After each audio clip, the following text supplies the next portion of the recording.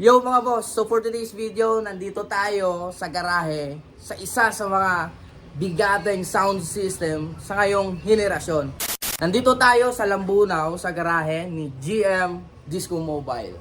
Ayan, so bakit tayo nandito? So nandito tayo para i-set up yung kanilang bagong mga ilaw na binili. So kasama natin yung mga kaibigan ko mula pa kami Iloilo City.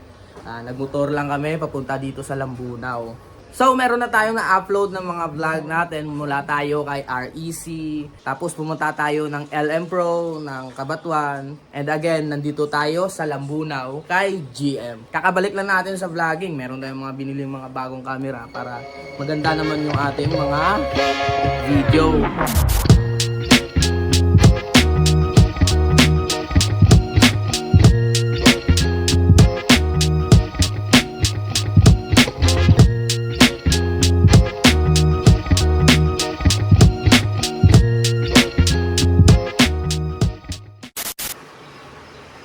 Kaon na ta? Karon lang na. Gamit ang sudan nga ginluto ni GM para sa amon.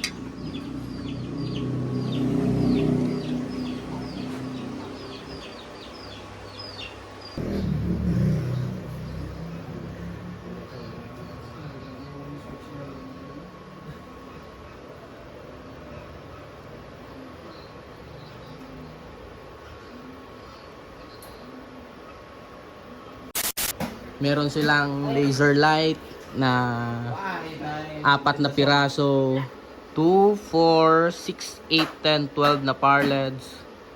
Tapos 6 na piraso na moving head. Tapos laser na 10 watts, ayan. Tapos 3 watts. Tapos meron dito isa din.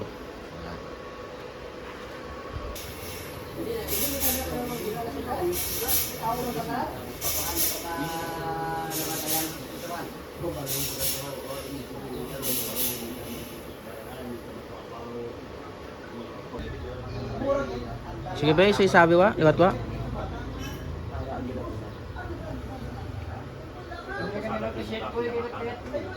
May kasa?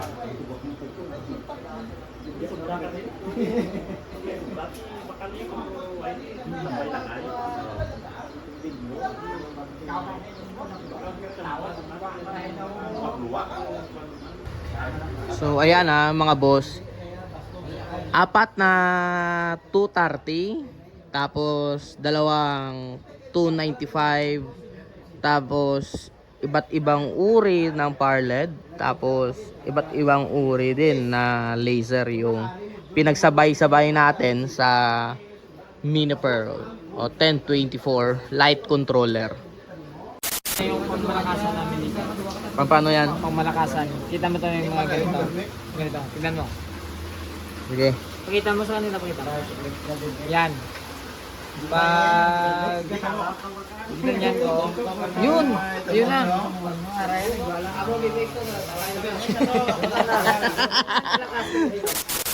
Switch?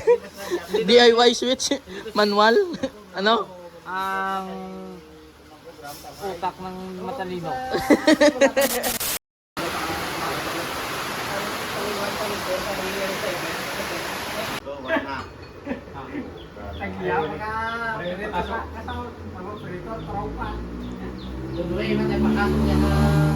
Kasimple ka kinara dito magkano palit sila to? Sa design lang na, sa color, sa design. Eh, tulog bigyan no. Pag tulog mo kas lagi na tulog bigyan din. Isa din na, isa nulihila.